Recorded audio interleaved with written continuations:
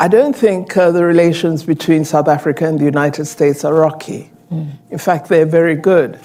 The United States is our third largest trading partner worldwide, China being number one, Europe number two, and then the United States. And we have very, very strong links in the business sector with a number of US multinational companies having establishments that are very successful in South Africa. And we really value that relationship. Politically, we relate very well, I think probably better with the Democrats than the Republicans, but certainly very good relations. You'll all recall how President Trump described Africa, and no one has apologized for that as yet. So with United States, the country, I think there are very good established relations, which are proceeding extremely well. One of the most important links between ourselves is the support that the United States provides in the fight against HIV and AIDS in South Africa. This was a global AIDS program begun under the leadership of President George Bush, and it has really proceeded very, very well, has provided tremendous support in reducing infection levels, in making treatment available, and really works primarily through support to non-governmental organizations to actively join in the fight against HIV and AIDS. But as I said, on the international stage, we relate very well. We may not have shared perspectives on everything. We do differ. For example, we have a very strong attachment to the struggle of freedom of the people of Palestine. The United States may not share that in all sectors, and this is something that concerns us. We believe human rights should be available to everybody equally and not to some, and that if we say that we're committed to freedom, human rights and democracy, it doesn't mean to a particular country or people, it means all over.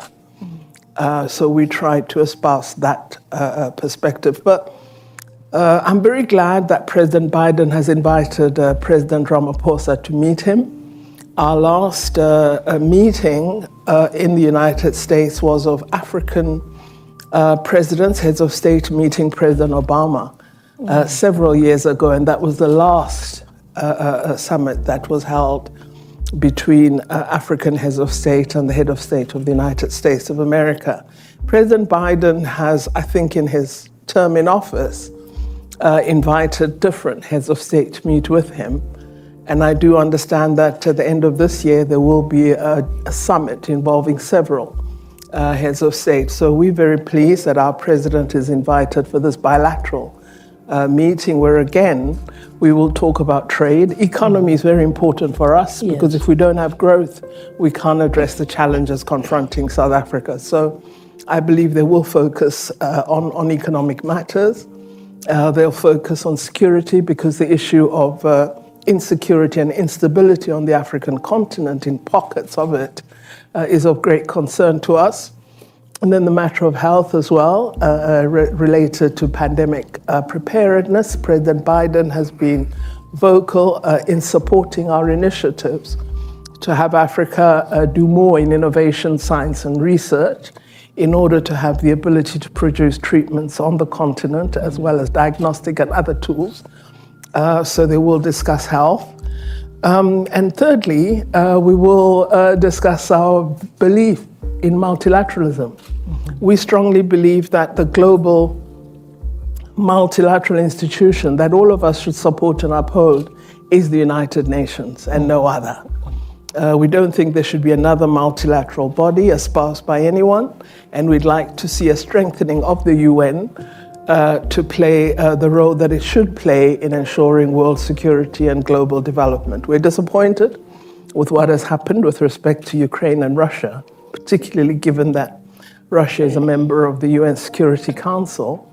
And this has pointed to attention needing to be given to what we've called for over many years, that is reform of the UN to make it more suited to very different world circumstance. Very long answer to your brief question, but no, it's great. No, I'm going to follow up on a couple of the points. I think probably most important, it's very reassuring that you, as a Minister of International Affairs and Cooperation, view the U.S.-South Africa relationship as a constructive and positive one. I guess the perception is, even, across different administrations, whether President Mbeki, President Zuma, President Ramaphosa, or President Clinton, President Bush, Obama, et cetera. And we all know that President Trump was a bit of an outlier in terms of his approach to Africa. But there does seem to be, we disagree on issues. We tremendously cooperate, particularly within the framework of the U.S. or South Africa-U.S. strategic dialogue, which South Africa has always insisted on with each administration, and it has been an extremely useful mechanism.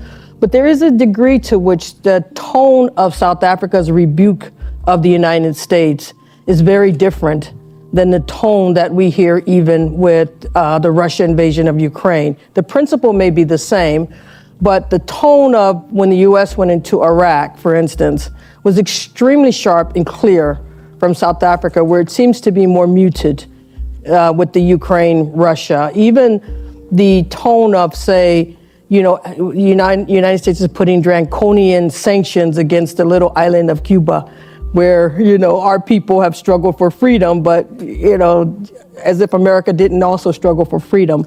And so there seems to be a real sharpness and I guess that as diplomats, that sometimes reflects when you're with your friends, even when you know that they're not quite where you think they should be, it's a soft tone or a private tone, versus when it's not really friends, then it's a very public, a statement. And so that, I think, is probably where the sense, I believe, in Washington is that we are not as close friends as we should be, based on the extent of the cooperation that we have with each other across so many sectors, as you just mentioned. Well, I think relationships take place in different categories and between different sectors. So for me, what is really important is to ensure that the business-to-business relationship is strong, because that is the biggest contributor to the kind of development we wish to achieve. Yes. As to whether I should make a Secretary of State happy or like me, that's less important than the trade issues. That's my approach. Yes. And I do think there is a distinction between the support we enjoyed from Cuba during the struggle against apartheid, compared to a support that was given to UNITA by America, for example, UNITA, which murdered our cadres. So there are reasons for the perspectives that exist, and one should never, I think, try to pretend that there aren't histories. Sure. So, Russia, the Soviet Union was prepared to provide support to the liberation movements, when many governments were working very closely with the apartheid state and even murdering our leaders. So we can't suddenly, forget that history and behave in a different way. But I think we've been fairly clear in our view that war doesn't assist anyone, and that we believe the inhumane actions we have seen against the people of Ukraine can't be defended by anybody, and we've not defended them, nor have we been neutral about it. We've been clear. But what we have said is that a lot of the public statements that are made by leading politicians are not assisting in ameliorating the situation, because the first prize must be to achieve peace. We've got to have a cessation of hostilities, and name-calling of one or the other, being very robust and vocal, doesn't assist us in achieving a cessation of hostilities. This is why we've said we have to make greater effort at diplomacy, greater effort at drawing the parties together. We even proposed something that was done with us when we were fighting apartheid. Many leaders said, let us put together an eminent persons group of leading personalities who enjoy global respect, who will draw the liberation movements to a table, draw the apartheid leaders to a table, and support them in negotiating an outcome that leads to democracy. This was done with us. We've said we've totally marginalized the United Nations. Secretary General is not playing the role that he should. And we've said, let us have this notion of an eminent persons group, find a group of eminent persons, former presidents or whatever, who enjoy world respect and who'd be able to have Mr. Putin and Mr. Zelensky around a table and say to them, let's sit down and negotiate a settlement here. Sure. Thank you, thank you. Let me pick up on the economic relationship. I think that's so very important. How do you see governments, our U.S. government, South Africa's government, facilitating private sector investment? And you mentioned 17% investment of South Africans into the American economy, that the United States is the third largest trading partner with South Africa. Yep. How do we build on that strength? Because as you say, that is extremely important, particularly to your three goals of unemployment, dealing with unemployment, poverty, and inequality at home. Well, one of the matters that we have to address is increased black ownership of the broader economy in South Africa. Blacks tend to still be a minority within the robust areas of the economy. They don't own land, they don't own shares in businesses, so we've got to change that because we cannot really live with a history where the majority are poor forever. So that has to change. And so this is why we're trying to introduce black economic empowerment. However, its introduction has gone wrong in some cases and gone well in others. So we've got to get better at it. But addressing inequality and unequal access to the resources of South Africa is something that we cannot rest at attempting to do. So that is one, is to broaden ownership and have an inclusive economy where many more participate and have a real stake. Second, I think one of the things we have to address are fairer trade rules. We do find, for example, that it seems our scrap metal is more attractive, it's value added in other parts of the world, and so we get a lower price for scrap metal and pay a great deal for steel. So we're trying to change that dynamic. And when we try and change it, non-tariff barriers are imposed on us. And so we have to engage with the Trade Secretary in the US, who I must say is a very good Trade Secretary because she listens. And we do find that even where it is claimed that trade practices are very fair, actually there's a great deal of unfairness.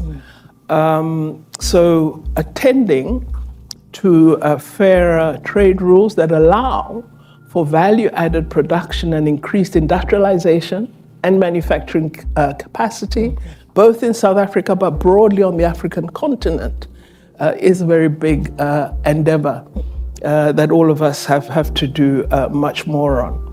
Finally, we have AGOA, the African Growth Opportunities Act, which has been in existence for several years and has really been of great benefit to many participating African countries because it's allowed them to have goods come into the United States without a very heavy tariff. So that's been excellent. AGOA is up for review next year, and we're thrilled South Africa will be hosting the forum, AGOA Forum, and we're hoping President Biden and broadly Congress will agree that AGOA is extended further because we think it's been really incredible. Wonderful. We do have a lot of American companies that are investing in South Africa now and contributing. Is there anything that they could do better in terms of their entry into the market? Or is there any other ways in which South Africa could do better in attracting them into the market on both sides? Well, I think one of the issues on which there have been quite a few complaints is a law that used to exist on what was called investment protection. And what it did was it imposed a legal requirement on South Africa that it bears responsibility, so it guarantees in case of failure of some kind or any force majeure. Now, we felt that was a very unfair agreement to have, and a law which had been in existence under apartheid. So we decided to revise that particular law. And I see many companies, particularly in the United States, have complained because they liked it.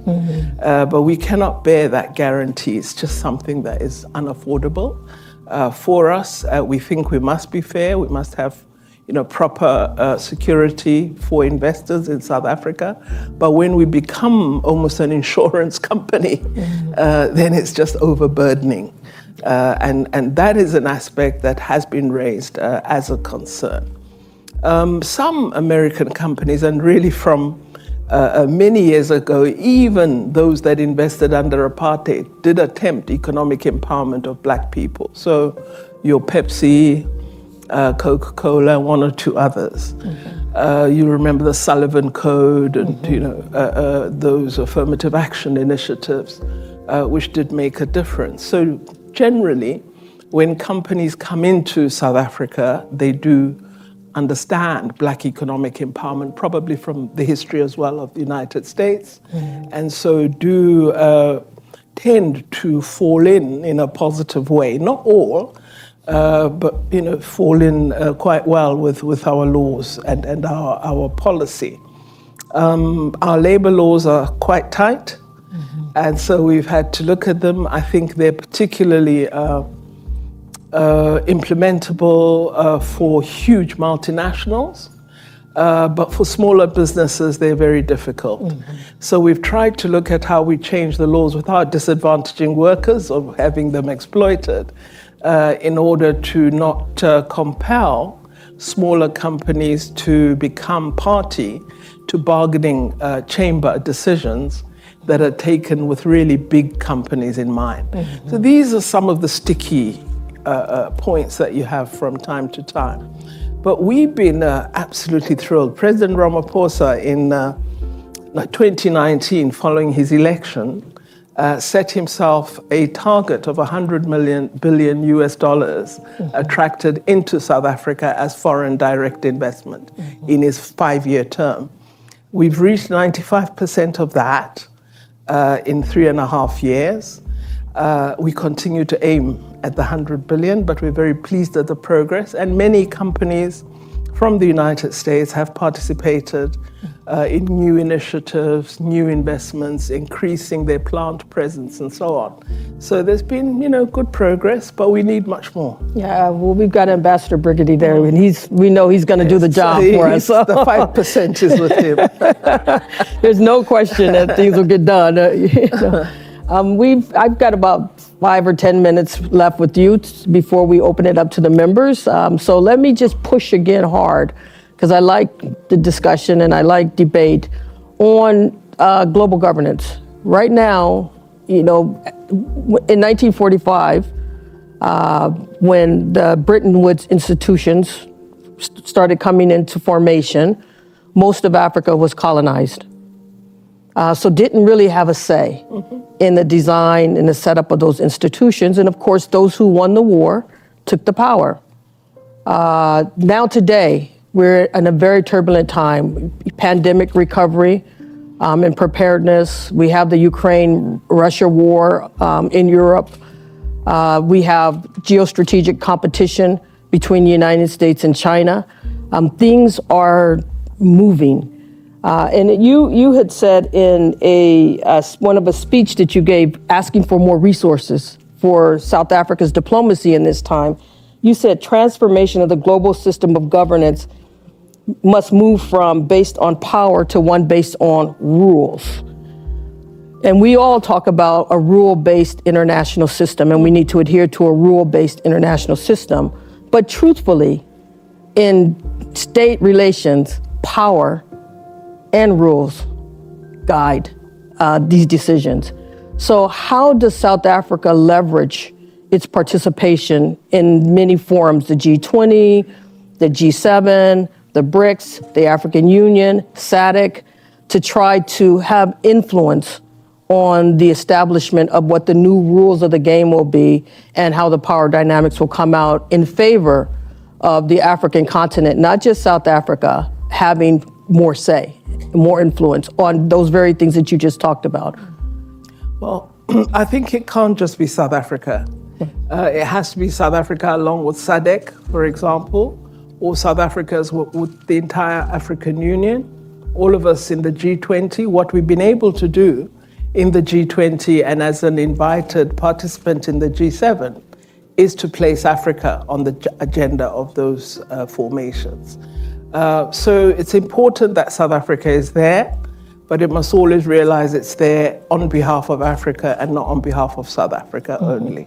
So that's very, very important. Second, I think this notion of international rules is very comfortable for some people to use when it suits them, but they don't believe in international rules when it doesn't suit them, because they don't apply international rules or law equally in all circumstances.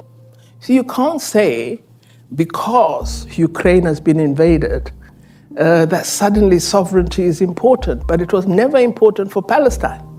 It's very peculiar. If you believe in international law truly, then wherever sovereignty is infringed, it must apply. And this is the point we've been making, that we use the framework of international law unequally, depending on who is affected. And we are arguing that that must change. And one of the interesting changes that has occurred is the sudden movement, because Russia has invaded Ukraine, that we say, okay, let's not allow the Security Council to just have the veto and let it pass. We take it to the General Assembly. When some of us had been calling for the General Assembly to have a greater say, we never enjoyed support. But suddenly today, see, that's where international law begins to mean nothing.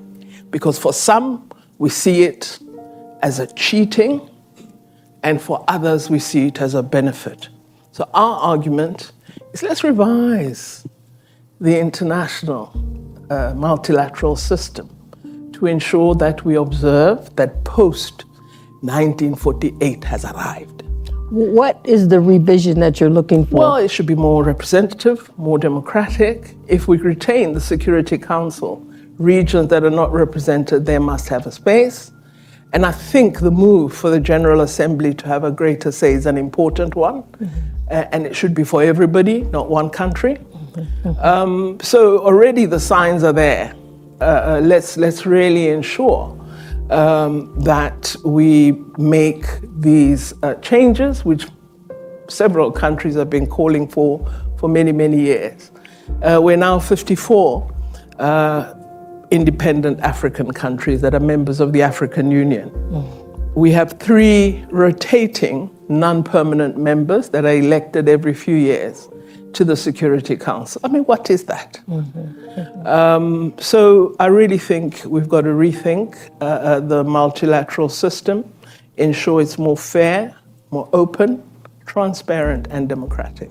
Yes, yeah, I hear you, but the sort of rules-based and normative part of it does help keep things within some guardrails to a degree. No, absolutely. I mean, one wouldn't deny that there should be rules. Right, no. But it can't be that when it's this referee, that rule is okay, and then if it's a different referee, that rule, except for when it's countries with power. Yeah, well, I mean, that's the geostrategic. Your power must lie in the degree to which everybody feels represented. True. If your power lies in you having authority over everybody and bullying, you're not really powerful, you're a bully. Yeah, but Minister, you're not, because what you're doing is building an alliance around interests, right? And there's very few countries that strike out alone. They strike out with many others with them who may disagree with another set of alliance partners. That is sort of also one of the rules of the international system that has always been there. Well, Ambassador, I think yes. the courage we must have, and hopefully the Council would lead on it, is we must change the philosophy. The philosophical orientation has to change toward the greater good. Yes, but because otherwise I'm powerful, because Yes. people are starving in Lesotho. Understood. Which is crazy. Understood, but when we look at South Africa's engagement on the continent of Africa, it uses and leverages its power, not always according to the norms of the continent. For example, taking over the chairpersonship of the African Union, which always was held by a small country until South Africa wanted it under Zuma, which created a lot of consternation because it was a norm there that actually the small countries do. But South Africa used its power and its interests, presumably because it thought it had something to contribute, but it broke a norm. So this is what powerful states do. But, not always, and we don't want that. We broke that norm, which I think was good. We got a very good chair. Yes, indeed. At the time, who did a lot of the reforms that were necessary. So you had a country that could drive reforms. Yes. Didn't take the AU backwards, which would have been a real problem. Yes, I would agree. And I think a very new organization, having had one chairperson, really, we can't, because the AU was new. They'd only been the first, the former premier of Gabon. She was the second. So I'm not sure that we broke a particular mold. There may have been a particular mold under the old Organization of African Unity. But now you had a very different organization. And South Africa didn't impose itself. It was elected by everybody in a proper assembly. Okay, Minister. But it's before my time. But there is an election. I've been in elections in the AU since becoming minister in this department. And you have to achieve a 2/3 majority. Yeah, Minister, I'm gonna do something that I learned in South Africa when I was ambassador there, which is agree to disagree. This is what I learned in South Africa, and we'll come back to the topic. And the topic being where the disagreement is partly is that the rules of the international system are there as guardrails, but power is also a huge factor that even sub-regional states, the powerful one that's in that sub-region will use their power in the interest of their interests. And well, I don't know. It depends, doesn't it? And I would want to do case studies. Yes, we can do that. Examine whether indeed the exercise, as you call it, of power is totally negative in all cases. No, not negative. There may be instances where it might be, but let me give you an illustration. We've, over many years, have had a very, very difficult political environment in Lesotho. Yes. So 5 years ago, SADC appointed President Ramaphosa as the facilitator in what essentially was an impossible job because Basotho just liked to somehow be in conflict with each other. And the difficulty for us is whenever they have a political eruption, their people come into South Africa as refugees. So President Ramaphosa devoted a lot of time to drawing the different political parties together, the various stakeholders, traditional leaders, women, all groups, to converse about what form of political system they wish to see in place in order to end constant coups by the military, to stop the politicians fighting and so on. And so it's been 5 years of very difficult work. Now, if South Africa hadn't had the resources to pay for those stakeholder consultations, to have experts drafting constitutional documents and putting them before the Basotho to decide on. In the end, it's their decision, but you need to give that support. So that kind of use of power, I think, is good. Yes. But when you use your power to come in and support an opposition group that isn't popular in a country, and you essentially want to eliminate a popular one because it doesn't agree with you ideologically, for me, that's an abuse of power. So I don't know, which aspect we're speaking of. We're just talking about the use of power, which can be positive and good, also be negative, absolutely. but it's also a key element. But we're gonna come, before we end, we're gonna come back to leadership. I'm gonna come back to leadership, but I can't abuse the members. I know that they're anxious to get in. So at this point, I'd like to ask any of the members if they would like to ask a question. I want to remind you, though, that this conversation is on the record. And indeed, it will be taped and the video will be available. So when you ask your question, keep that in mind. I see a person here asking, please. Hi, good afternoon. My name is Leslie Warner. I work for the U.S. Mission to the United Nations office here in Washington, D.C. Looking at, I think you can see a through line in U.S. engagement with South Africa in recent weeks and months. So looking at Secretary Blinken's trip to South Africa, where he announced the U.S.-Africa strategy. We have the meeting with President Ramaphosa and President Biden, and then we have the Africa Leaders Summit in December. And looking at that through line, I'm wondering, what would you like to see as an outcome of the Africa Leaders Summit, and what would you like to see on the back end of that so that we can ensure that we have sustained high-level engagement with between the U.S. and South Africa? Well, I'm hoping that what's going to emerge is a refreshed partnership between the United States of America and Africa, because it has been in the doldrums for several years. And linked to that would be that at the center of the deliberations should be some of what we've discussed here, which is multilateral institutional reform, but also a focus on Africa's common agenda, which is Agenda 2063, and how we make that work. The third for me would be giving attention to the African Continental Free Trade Area, where the African continent is working hard at increasing intra-African trade, which is one of the lowest levels of trade within a continent that exists worldwide. So support for the necessary foundation to make the free trade area work would be very important. That would be in the range of infrastructure, development of appropriate payment systems, ensuring the customs regulators have the adequate administration capability in place to make a free trade area agreement work.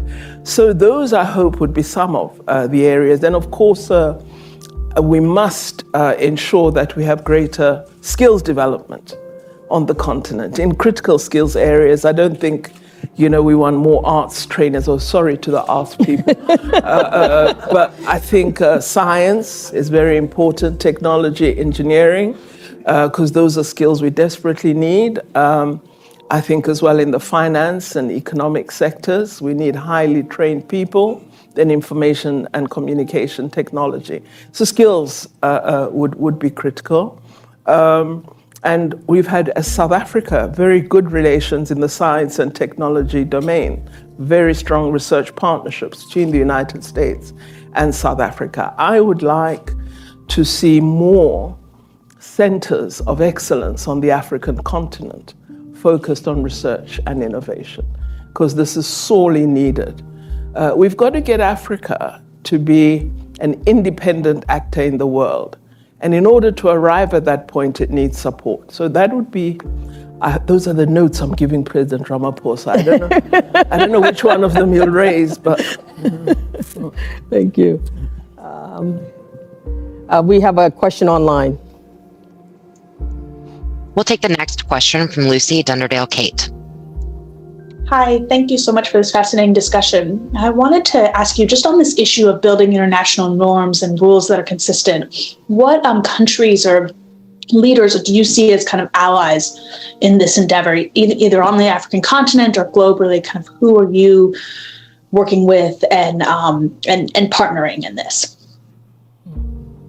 I think the key leaders are the ones who lead the largest economies in the world. So for me, if we don't see President Biden, President Xi Jinping, and Prime Minister Modi standing together, it makes the kind of agenda I'm talking about very, very difficult. But if the world sees them trying to have a rapprochement and really giving a leadership of building the world community, I think the sort of agenda I'm referring to has a modicum of opportunity to succeed. But without those significant players, because you can't marginalize such huge countries, you have to find a way of working together. And I think if we are to discuss leadership later, it's developing the ability, even in difficult circumstances, to work together for the greater global good. And we need those leaders to realize that it is them who must lead. And then on the African continent, I think there are key African countries that we need to see working much more closely together. I think we've improved relations between South Africa and Nigeria, for example, and we'd have to really have a good effort to develop strong links with Kenya, which is the largest economy in East Africa. So there's certain countries that I think need to form a sort of Africa 15 or Africa 20, work together to get the continent moving. Thank you. Washington? Back here. Hi, I'm Annie Medalia with Bain & Company. Thanks for joining us here today. I just wanted to say it's been super refreshing to hear such an active debate on stage, so thank you to both of you for doing that.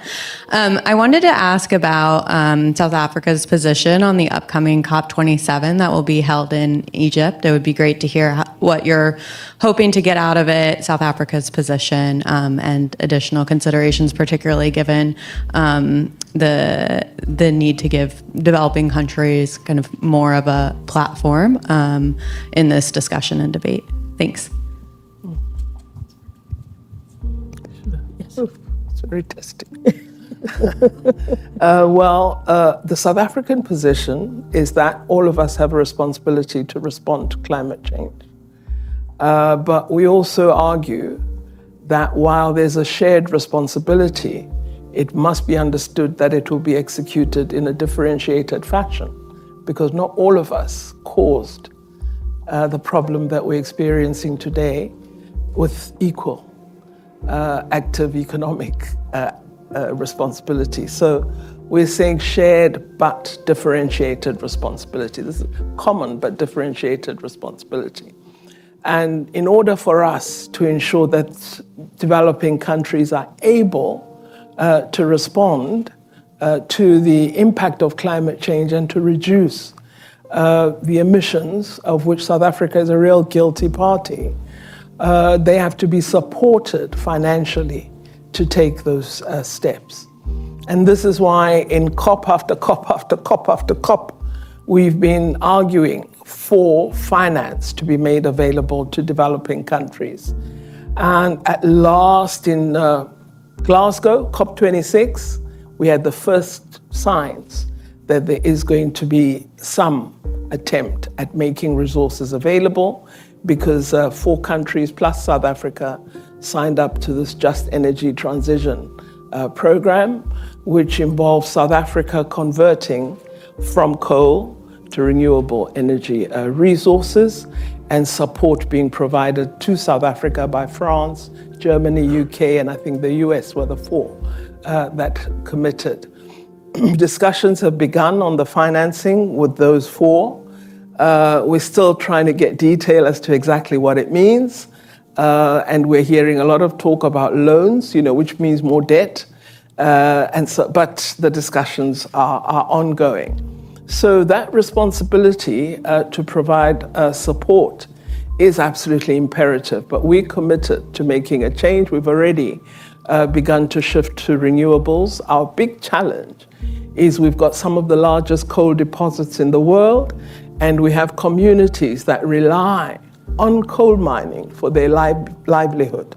So the key issue for us is, as we convert, as we act on what was agreed at COP26, how do we ensure that communities are not left behind? And this is why we speak of a just transition, because it must be just to those communities. We can't just shift away from coal and leave them unemployed, poor, and without any form of income.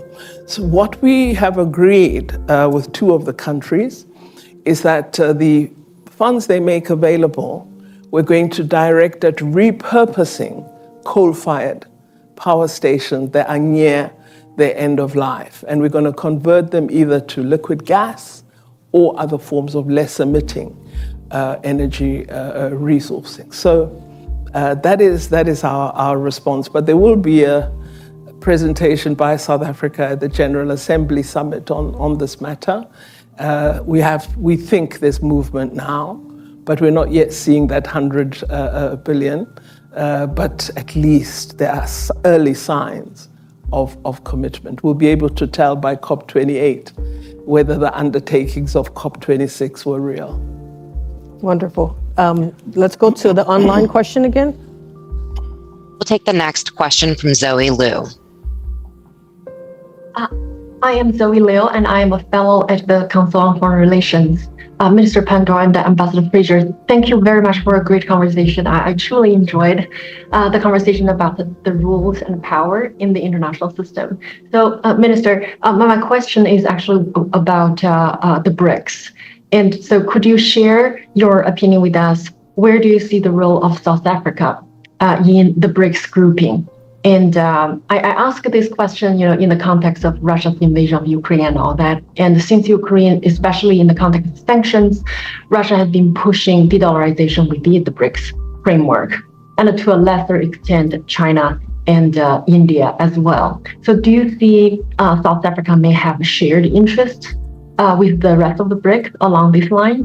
Thank you very much. Well, I think BRICS has been a very useful formation for us. We have felt for some time that we need a formation that would focus on key development priorities and on having a perspective on world issues that might be considered more progressive than in other organizations. So BRICS, we're not anti anything as that group of 5 countries. We're pro development initiatives that are led by the BRICS countries. So we've shared views on how we develop, for example, responses on the matter of cybersecurity, how we share in the higher education domain and have think tanks working together. We also have looked at the issue of the BRICS Bank, and now have a bank that is functional, enjoys a AAA rating, which all BRICS countries have invested in. We have over 180 different subcommittees and working groups that are extremely active in the BRICS formation. So I see it as a very good people-to-people and political engagement forum. Where I think we need to do more is really look at what are the core values and principles that bring us together. And if we are to do what some are calling for, which is expanding BRICS, what criteria will be utilized? So who should come into this formation? And if it grows large, what would it actually be doing? Because, as I said, South Africa's view is that the United Nations is the premier global body, and we wouldn't want to form any body that believes it has some kind of equal or competitive status to the UN. That is not something South Africa would be interested in. So we have had approaches from a number of countries, but we've urged a pause to the other BRICS members to say, let's just think about this a little more carefully. Exactly what is it that would allow us to expand and draw in other members, and what would be the framework governing our relationship with all of them. So it's a discussion that we're having, and once we've concluded and developed a concrete view on the approaches that have been made to us, we will then make our stance public. South Africa is the unfortunate country that will be chairing as these discussions are ongoing, because we assume the chair from January next year. So we'll see where we take them. Thank you. There was a question. Yes. Thank you very much. Thank you for this discussion. My name is James Patton. I run an organization called the International Center for Religion and Diplomacy.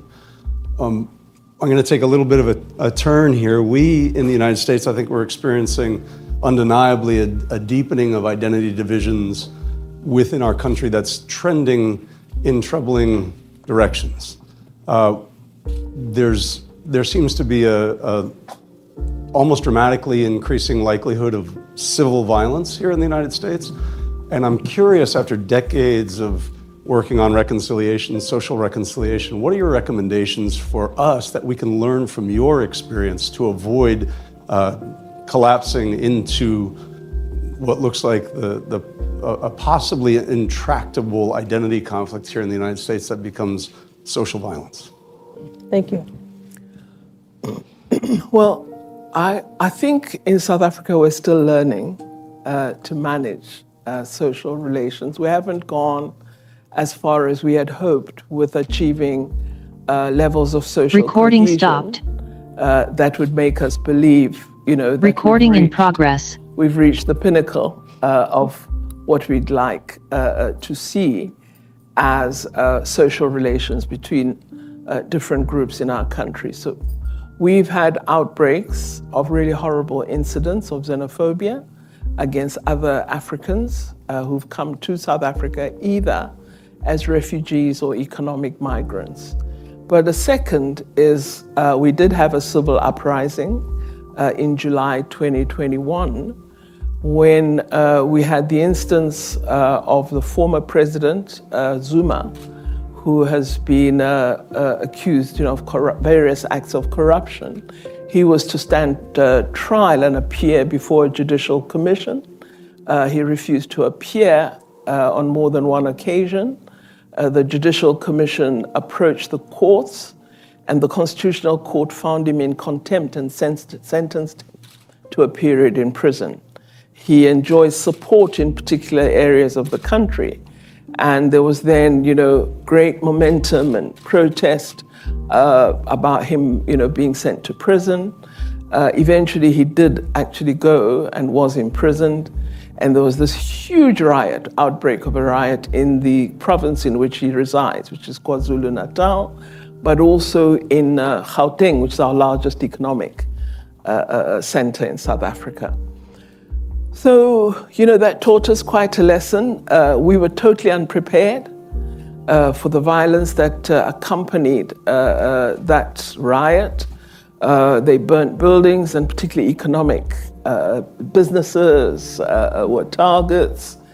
So I don't know if we're as good as we think we are. We've realized that we need to do much more. Our biggest, I think, weakness is the ongoing poverty in South Africa. We've got to give more people a stake and a belief that they have a stake in South Africa.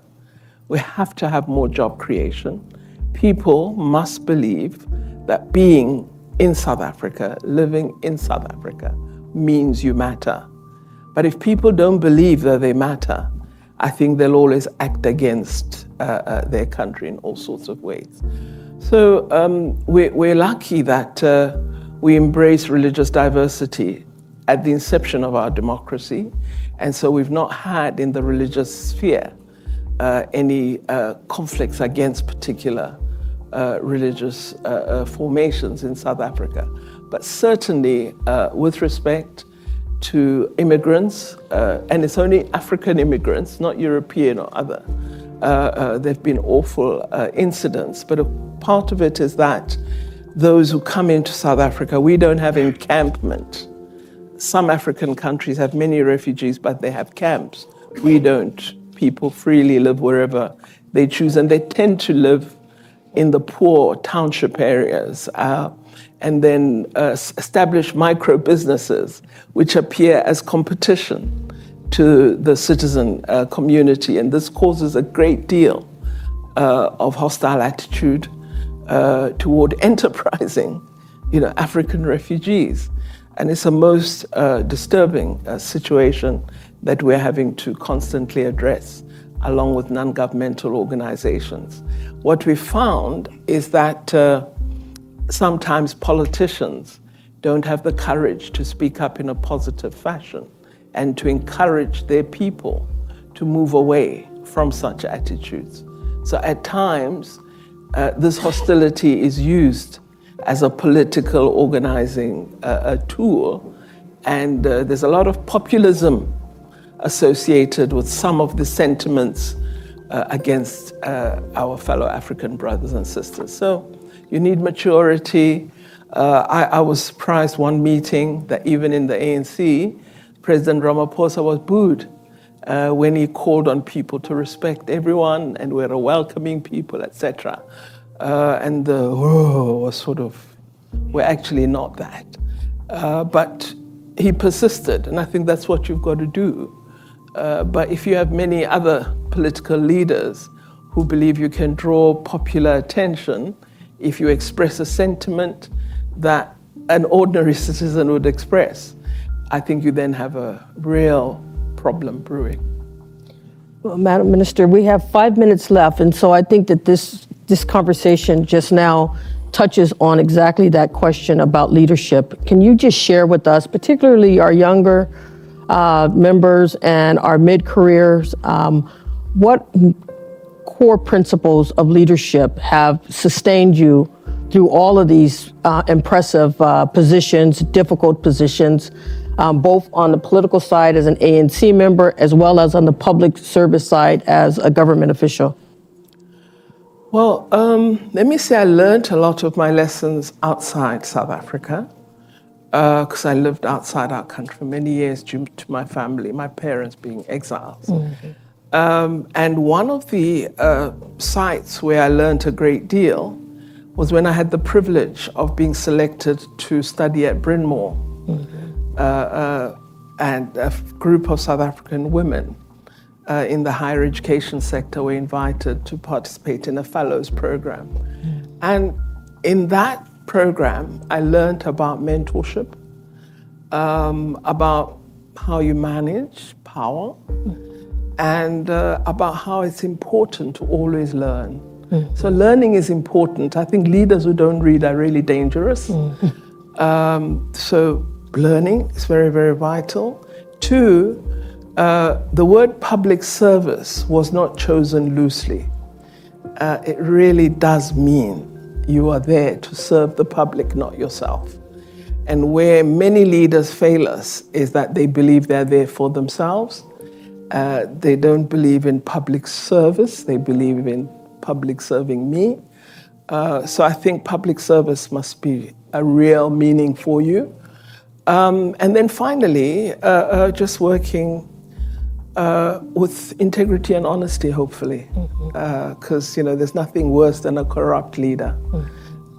So those would be, I think, some of the things. Just really read, learn, form relationships across the world. Don't be isolated and insular, because insularity is also dangerous. And then also, be honest.